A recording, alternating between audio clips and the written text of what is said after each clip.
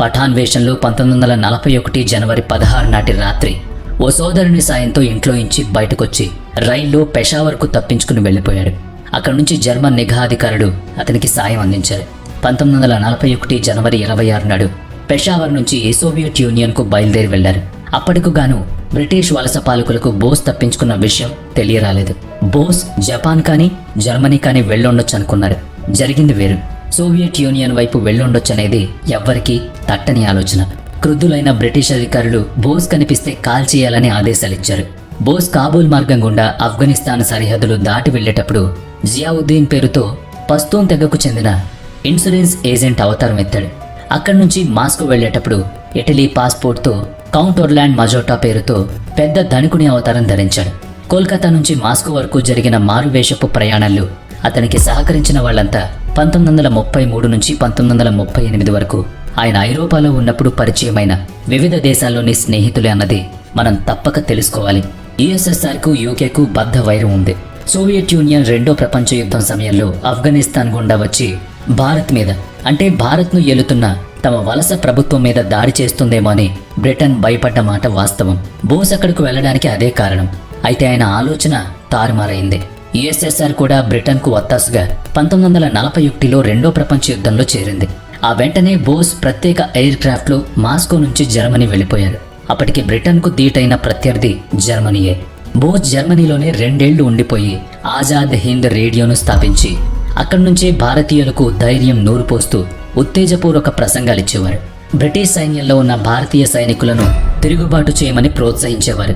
Germany నుంచి radio ద్వారా భారత్లోని స్వాతంత్రోద్యమ విప్లవ వీరులను ప్రశంసిస్తున్న బోస్ తమకు ముప్పుగా పరిగణించడని బ్రిటిష్ వలస ప్రభుత్వం మండిపడింది. బోస్ను మట్టు పెట్టడం కోసం అతన్ని తమ గూఢచారి సంస్థ MI6కి ఏజెంట్ని ప్రకటించింది. అంటే జర్మనీ, సోవియట్ యూనియన్లు అతన్ని బ్రిటిష్ గూఢచారిగా భావించి సహాయం నిలిపివేస్తారని ఎత్తుగడ వేసింది బ్రిటిష్ ప్రభుత్వం. అయితే దాని కుతంత్రం పారలేదు. బెర్లిన్లో ఉంటూనే ఆజాద్ హింద్ రేడియో ద్వారా పిలుపునిచ్చి మాజీ సైనికులతో స్వతంత్ర భారత సైన్యం ఇండియన్ లీజియన్ని ఏర్పాటు చేశారు. 3 పదాతి దళాల్ని సిద్ధం చేసి బ్రిటిష్ ప్రభుత్వం మీద పోరుకు శిక్షణ ఇచ్చారు. జర్మనీలో బ్రిటన్ తరపున పోరాడి జర్మన్ సైన్యానికి చిక్కిన భారతీయ యుద్ధ ఖైదీల్ని బోస్ తన సైన్యంలో చేర్చుకున్నాడు. అలా మొత్తంగా 3000 మంది సైన్యాన్ని విడిపించి ఇండియన్ నేషనల్ ఆర్మీని స్థాపించారు. ఐఎన్ఏగా వ్యవహరించిన ఆ సైన్యం చేసిన త్యాగాలు నేటికి మనం తలుచుకుంటున్నాం. మీకు తెలుసా, ఐఎన్ఏ సైనికులు పరస్పరం జై హింద్ అని సైనిక వందనం చేసుకునేవాళ్ళు. నేటికి ఆ ఉత్తేజకర శబ్దమే భారతీయ సైన్యంలోనూ పోలీసుల దళాల్లోనూ అధికారిక వందనంలోనూ పాటిస్తారు. రేడియో, దూరదర్శన్లో, బడుల్లో, చట్టసభల్లో వందన సమర్పణ చేసేది జై హింద్ నినాదంతోనే. అది మీరు గమనించే ఉంటారు. 1942 మే 27 నాడు బోస్ ఎంతో ప్రయత్నం చేసి హిట్లర్ను మొదటిసారిగా కలుసుకున్నాడు. అదే వారి ఏకైక సమావేశం. హిట్లర్ తమ జర్మన్ భాషలో బోస్ను నేతాజీ అని సంబోధించాడు. అయితే గాంధీ, నెహ్రూల స్థాయిలో బోస్ను అంత పెద్ద నాయకుడిగా భావించిన హిట్లర్ జర్మనీ నాయకులు బోస్కు సాయం చేయడంలో తమకు ఏం ప్రయోజనమూ ఉండదనుకున్నారు. పైగా నాజీయిజం వంటబట్టించుకున్న హిట్లర్ తాము ప్రత్యేకమైన శ్వేత ఆర్యజాతి వాళ్లమని, భారత్ గనుక స్వాతంత్రం సంపాదించుకుంటే తమకు వారు గట్టి ప్రత్యర్థులుగా తయారవుతారని భావించాడు. తమ ఆర్యజాతి రక్తమే ప్రపంచాన్ని ఏలాలని భావించాడు హిట్లర్. అతని జాతి సిద్ధాంతం మూలన బోస్ హిట్లర్ల సమావేశం ద్వారా ఏ ప్రయోజనం కలగలేదు. జర్మనీలో ఉండగానే బోస్కు ఆడపిల్ల కలిగింది. ద ఇండియన్ స్ట్రగుల్ పుస్తకానికి 2వ భాగాన్ని కూడా బోస్ అక్కడే పూర్తి చేశాడు. హిట్లర్తో సమావేశం ఫలవంతం కాకపోయిన తర్వాత యూకేకు సవాల్ విసిరే సత్తా కలిగిన జపాన్ సహాయం కోసం బోస్ ప్రయత్నాలు మొదలుపెట్టాడు. 1941 డిసెంబర్ 8న అమెరికా పెరల్ హార్బర్ మీద జపాన్ బాంబు దాడి చేసింది. దక్షిణ చైనా సముద్రంలో 2 బ్రిటిష్ యుద్ధ నౌకల్ని జపాన్ సైన్యం ముంచేసింది. 1941 డిసెంబర్ 11 నాటికి బ్రిటిష్ ఆక్రమణలో ఉన్న బర్మా మీద దాడి చేసింది. 1942 ఫిబ్రవరి నాటికి బ్రిటిష్ ఆక్రమణలోనున్న సింగపూర్ని జపాన్ స్వాధీనం చేసుకుంది. రంగూన్ మీద కూడా బాంబులు విసిరింది. అక్కడికి కోల్కతా ఎంతో దూరంలో లేదు. అప్పుడు బ్రిటన్ స్టాఫోర్డ్ క్రిప్ను భారత జాతీయ నాయకులతో సంప్రదింపులు జరిపిరమ్మని పంపించింది. జర్మనీలో ఉన్న బోస్ అదే సరైన సమయంగా భావించి జపాన్కు వెళ్లడానికి సిద్ధమయ్యారు. 1943 ఫిబ్రవరిలో తన భార్యను 3 నెలల కుమార్తె అనితా బోస్ను జర్మనీలోనే వదిలి U-180 జలాంతర్గామి ద్వారా మడగాస్కర్ దీవులకు ప్రయాణం కట్టారు. భార్య బిడ్డల్ని బోస్ అదే చివరిసారి చూసుకోవడం. జీవితంలో మళ్లీ వాళ్ళెన్నడూ కలుసుకోలేదు. సబ్మెరైన్లో అతనితో పాటు ప్రయాణించిన అతని సహాయకుడు అబీద్ హసన్ సఫ్రాని ఆ తర్వాత తాను రాసిన పుస్తకంలో బోస్ గురించి ఎన్నో విషయాలు ప్రస్తావించాడు. బోస్ జపాన్లో చేయవలసిన తన ప్రసంగ పాఠాల్ని, వ్యవహారాల్ని తయారు చేసుకునేవాడని, తమతో పాటే సాధారణ ఆహారం తినేవాడని అందులో రాసుకొచ్చారు. 1943 ఏప్రిల్లో తాను, బోస్ జపాన్ వారి I-29 సబ్మరీన్లోకి మారామని, దాని ద్వారా జపాన్ చేరుకున్నామని చెప్పుకొచ్చాడు. జపాన్ చేరిన బోస్ ఆజాద్ హింద్ ఫౌజ్ను సంస్కరించాడు. దాన్ని స్థాపించిన వ్యక్తి మోహన్ సింగ్. ఇండియన్ లీజియన్ తరహాలోనే ఆజాద్ హింద్ ఫౌజ్లోనూ బ్రిటిష్ ఇండియా సైన్యంలో పనిచేసి యుద్ధ ఖైదీలుగా పట్టుబడిన భారతీయులున్నారు. జపాన్ లెఫ్టినెంట్ జనరల్ ఇవైచి ఫుజివారా సహాయంతో మోహన్ సింగ్ సదరు సైన్యాన్ని సమీకరించారు. బ్రిటన్ ఆక్రమణలో ఉన్న మలయా, సింగపూర్లో బ్రిటన్ తరపున పనిచేస్తూ జపాన్తో యుద్ధం చేస్తూ లొంగిపోయిన 60,000 మంది భారతీయ సైనికుల యుద్ధ ఖైదీల్ని జపాన్ ఆజాద్ హింద్ ఫౌజ్కు అప్పగించింది. మోహన్ సింగ్కు జపాన్కు సయోధ్య చేరడంతో ఆజాద్ హింద్ ఫౌజ్కు రాస్ బిహారీ బోస్ నేతృత్వం వహించాల్సి వచ్చింది. 1943 జూలైలో సింగపూర్లో జరిగిన సుభాష్ చంద్రబోస్, రాస్ బిహారీ బోస్ల సమావేశానంతరం ఆజాద్ హింద్ ఫౌజ్కు నేతాజీ సుభాష్ చంద్రబోస్ నాయకత్వం వహించారు. అప్పటికే ఏడాదిన్నరకు పైగా నిస్తేజంగా మారిన ఆజాద్ హింద్ ఫౌజ్ బోస్ మాటలతో సత్తువ పుంజుకుంది. 1943 అక్టోబర్ 21 నాడు బోస్ స్వయంగా భారతదేశ స్వాతంత్రాన్ని ప్రకటించాడు. సింగపూర్లోనే ప్రవాస భారతీయ ప్రభుత్వాన్ని ఏర్పాటు చేసుకున్నాడు. సైన్యం అప్పటికే ఉంది. ఇక సొంతంగా భారతీయ కరెన్సీని కూడా ముద్రింపజేశాడు. ఆంగ్లేయులకు వ్యతిరేకంగా యుద్ధాన్ని ప్రకటించి తన సైన్యాన్ని ముందుకు నడిపించాడు. జపాన్ సైన్యం, ఆజాద్ హింద్ ఫౌజ్లు కలిసి యుద్ధం కోసం సమాయత్తమయ్యాయి. బోస్ భారత ఈశాన్య రాష్ట్రం మణిపూర్లో 1944 ఏప్రిల్ 14 నాడు ఇంఫాల్కు కొద్ది దూరంలో ఉన్న మొయిరాంగ్లో స్వతంత్ర భారత పతాకాన్ని ఎగురవేసి వందన సమర్పణ సైనిక కవాతు నిర్వహించాడు. భారత భూభాగంలో స్వతంత్ర భారత విజయ పతాకం ఎగిరిన మొట్టమొదటి సందర్భం అది. ఒక్కడుగా భారత్కు స్వాతంత్రాన్ని ప్రకటించేసి జాతీయ పతాకాన్ని కూడా ఎగరవేసిన బోస్ తెగువకు బ్రిటిష్ వలస ప్రభుత్వం తల్లడిల్లిపోయింది. ఇంఫాల్ క్యాంపెయిన్గా పిలిచిన ఆ సంఘటన 1944 జూలై నాటికి బలహీనం కాజొచ్చింది. అప్పటిదాకా భారత్కు స్వాతంత్రం ఇవ్వడానికి సుముఖంగా లేని బ్రిటన్, జపాన్ INA సైన్యం చొరబాట్లతో పట్టు సడలించుకుని అగాఖాన్ జైల్లో ఉన్న గాంధీజీని 1944 మేలో విడుదల చేసింది. దాంతో శాసనోల్లంఘన ఉద్యమాన్ని ఆయన వెనక్కు తీసుకుని బ్రిటన్కు యుద్ధంలో మద్దతివ్వడానికి అంగీకరించారు. అయితే యుద్ధం ముగియగానే భారత్కు స్వాతంత్రం ఇవ్వాలనే షరతు మాత్రం పెట్టారు. 1944 జూలైలో బర్మాలో జరిగిన ఆజాద్ హింద్ ఫౌజ్ సమావేశంలో బోస్ చేసిన చారిత్రాత్మక ప్రసంగంలో ఆయన ఇచ్చిన నినాదం అందరి రక్తాన్ని మరిగించింది. మీరు నాకు రక్తాన్ని ఇవ్వండి, నేను మీకు స్వాతంత్రాన్ని అందిస్తాను. ఈ మాట, ఈ నినాదం INAను ఉత్తేజితులను చేసింది. 40,000 మంది ప్రవాస భారతీయ సైన్యంతో దూకుడు మీదున్న నేతాజీ సైన్యానికి భారతీయులు కూడా తోడైతే అందుకు గాంధీజీ ఒక్క పిలుపు ఇచ్చుంటే ఆ 40,000 మందితోనే బోస్ వలస పాలకులైన బ్రిటిషర్లను భారత్ నుంచి తరిమి కొట్టేవాడు. 1944 జూలై 6 నాడు ఆజాద్ హింద్ రేడియో ద్వారా బోస్ కూడా తమకు మద్దతుగా నిలబడమని గాంధీజీకి వర్తమానం పంపించాడు. ఓ జాతిపిత, ఈ భారత స్వతంత్ర చివరి పోరులో మీరు కూడా తోడుగా ఉండి ఆశీస్సులు అందించండి అని బోస్ రేడియో సందేశం ద్వారా అభ్యర్థించాడు. గాంధీదేమో అహింసాయుధ పంద, బోస్దేమో సాయుధ పంద. రెంటికి చొక్కెదురైంది. గాంధీ తమ మధ్య ఉన్న సైద్ధాంతిక విభేదాలను పక్కకు పెట్టలేకపోయారు. భారతీయుల్ని బ్రిటన్కు మద్దతుగా నిలబెట్టారు. క్రమంగా 1944, 1945 మధ్య కాలంలో జపాన్ సైన్యం లొంగిపోయింది. నేతాజీ పథకం నీరు కారిపోయింది. 1944 నుంచే INA సైన్యాన్ని బ్రిటిష్ సైన్యం పట్టుకుని బంధించసాగింది. ఒక్కటి మాత్రం సత్యం, కాంగ్రెస్, ముస్లిం లీగ్ నేతల మద్దతు బ్రిటన్ వలస పాలకులకు సంపూర్ణంగా లభించడం మూలంగానే బ్రిటన్ ప్రభుత్వం నేతాజీ ఆజాద్ హింద్ ఫౌజ్ను నిర్వీర్యం చేయగలిగింది. రవి అస్తమించని బ్రిటిష్ ప్రభుత్వాన్ని గడగడలాడించిన వీరులు చాలామందే ఉన్నారు. అయితే దాదాపుగా దేశానికి స్వాతంత్రం సాధించేంతగా దగ్గరైన సైన్యం మాత్రం ఆజాద్ హింద్ ఫౌజ్ మాత్రమే. జాతీయ నేతల్లో ఐకమత్యం లేకపోవడం, సాధారణ పౌరులకు సరైన నేతృత్వం వహించగలిగినా కానీ నేతాజీ దేశం బయట నుంచి పోరాడాల్సి రావడంతో ఆయన ప్రయత్నాలు వ్యర్థమయ్యాయి. 1945 ఏప్రిల్ 30న హిట్లర్ ఆత్మహత్య చేసుకున్నాడు. జర్మనీ కుప్పకూలింది. 1945 ఆగస్టు 6, 9 తేదీల్లో అమెరికా జపాన్ మీద అణుబాంబులు వేసింది. ఆ మహావిధ్వంసం తర్వాత రెండో ప్రపంచ యుద్ధం ముగిసిపోయింది. ఇక జపాన్ నుంచి ఏ విధమైన సహాయాన్ని బోస్ అందుకోలేకపోయారు. తర్వాత జరిగిందంతా పత్రికల వార్తల్లో చదవడం, రేడియో వార్తల్లో వినడం తప్ప వాస్తవం ఏంటో ఈనాటికి ప్రశ్నగానే మిగిలిపోయింది. ఏం జరిగిందో మీరు గ్రహించే ఉంటారు కదా. అదే నేతాజీ సుభాష్ చంద్రబోస్ విమాన ప్రయాణంలో మరణించిన వార్త. 1945 ఆగస్టు 18 నాడు విమానం కూలి బోస్ మరణించారనే వార్తను సగటు భారతీయులెవ్వరూ నమ్మలేదు. చాలామంది అది కూడా నేతాజీ వేసిన పథకం అనుకున్నారంతే. వారికి ఆయన పట్ల ఉన్న నమ్మకమే అందుకు కారణం. బ్రిటన్ కూడా ఆ విషయాన్ని పూర్తిగా నమ్మలేదు. దాని అనుమానం దానికుంది. అది అలా ఉండగా రెండో ప్రపంచ యుద్ధం బ్రిటన్ను దాదాపుగా దివాలా తీయించింది. గెలిచిందన్న మాటే తప్ప ఆర్థికంగా చతికిలపడింది. బోస్ మరణం వార్తని ధృవీకరించమని జపాన్ను కోరింది. వాస్తవానికి బోస్ విమానం టోక్యోకి వెళ్ళాలి. ఎయిర్ క్రాష్ జరిగి తీవ్ర గాయాలతో తైపీ హాస్పిటల్లో చేర్చబడిన నేతాజీ ఆ రోజే మరణించారని జపాన్ ఒక నివేదికనిచ్చింది. ప్రమాదం ఎలా జరిగిందన్నది మాత్రం తెలియరాలేదు. జపాన్ లొంగిపోయాక ఒంటరిగా పోరాడమో లేక మరో శక్తివంతమైన దేశంతో చేతులు కలిపి బ్రిటన్కు ఎదురు తిరగడమో చేయాలనేది బోస్ ప్లాన్. అలా సోవియట్ యూనియన్ సాయం తీసుకోవాలనుకున్నారు. అది మిత్రదేశాల్లో భాగమే అయినా కానీ యూకే, యుఎస్ఎస్ఆర్ సిద్ధాంతాలు భిన్న ధృవాలు వంటివి. సోవియట్ కమ్యూనిస్టు దేశం కనుక అది తనకు సాయం చేస్తుందనుకున్నారు బోస్. ముందు టోక్యోకి వెళ్లి తనకు అంతవరకు సహాయం అందించినందుకు కృతజ్ఞతలు చెప్పి అటు సోవియట్కు వెళ్లాలనుకున్నారు. అయితే యుద్ధంలో అణుబాంబు దాడులతో కుదేలైన జపాన్కు అప్పటికప్పుడు నేరుగా వెళ్లడం కుదరదని జపాన్ సైనికులు మిత్రులు చెప్పగా ఆయన తన వ్యూహం మార్చుకున్నారు.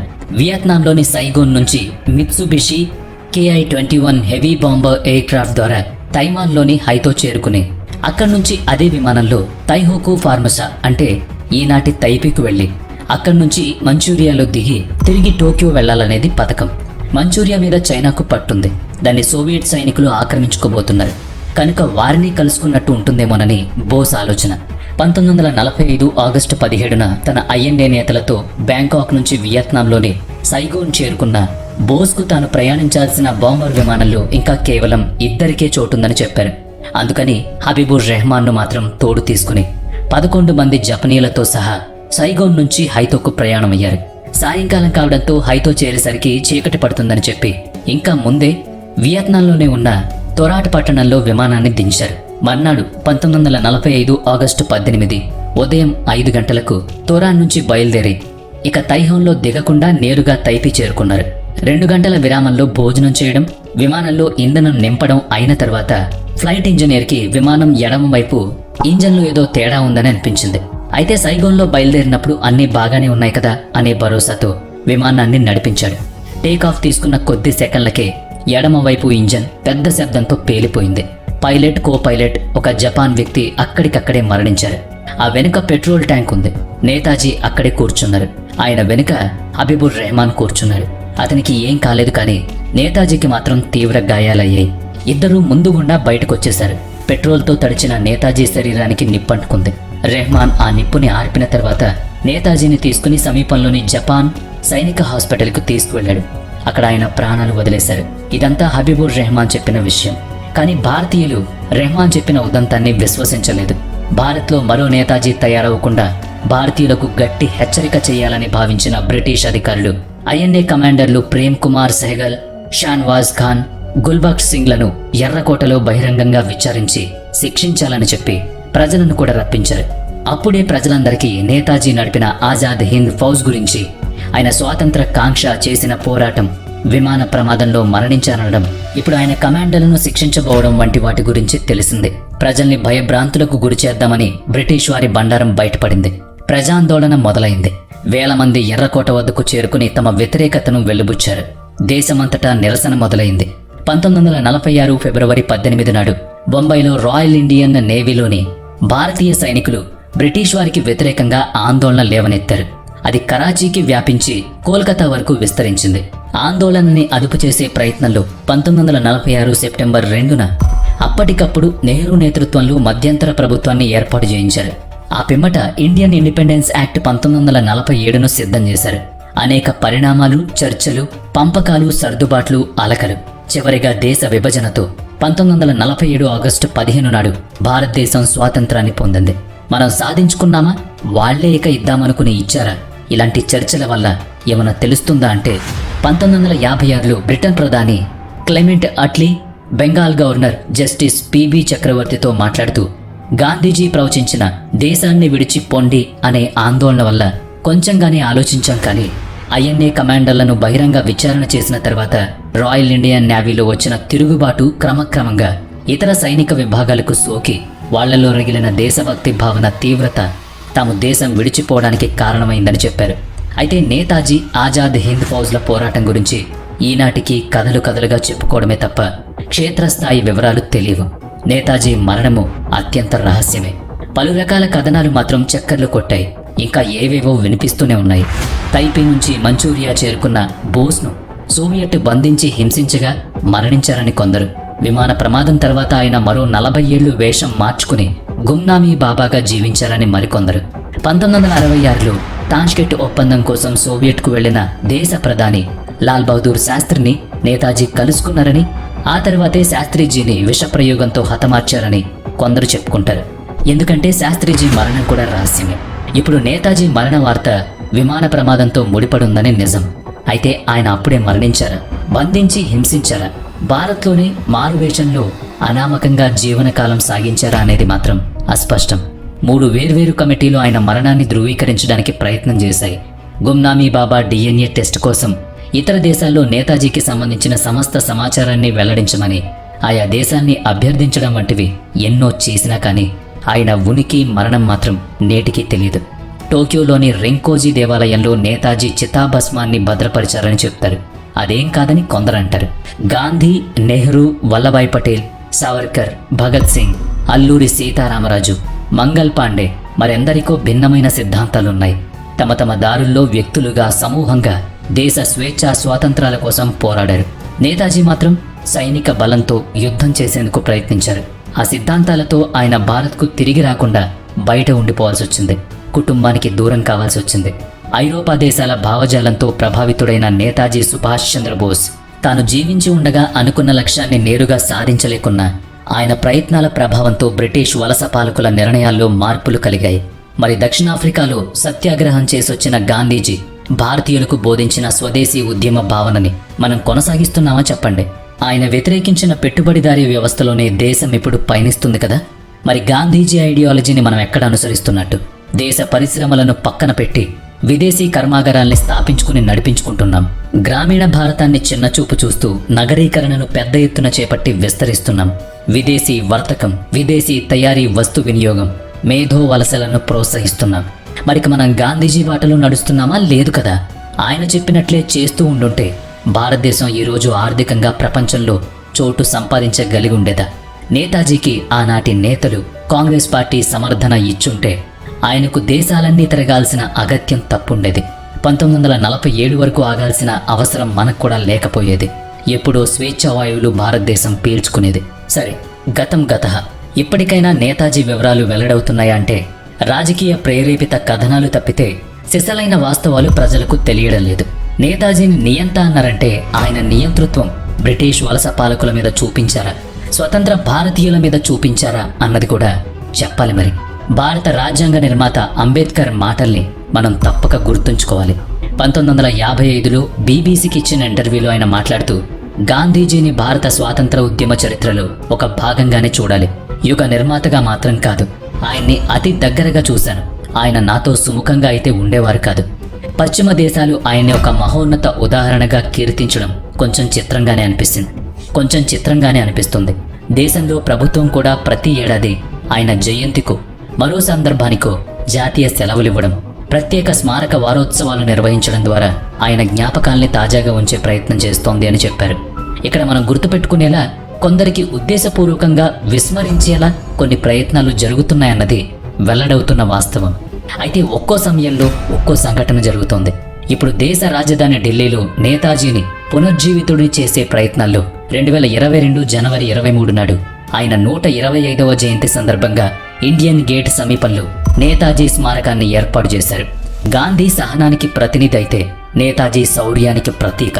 గాంధీజీని స్వయంగా జాతిపితగా సంబోధించిన సుభాష్ చంద్రబోస్ వ్యక్తిత్వం ప్రతి భారతీయుడికి అర్థం కావాలి. మాతృభూమికి దూరమైన త్యాగశీలి నేతాజీ జాతి జనుల మదిలో నిలిచిన ధన్యజీవి ఆ నేతాజీ. జై హింద్.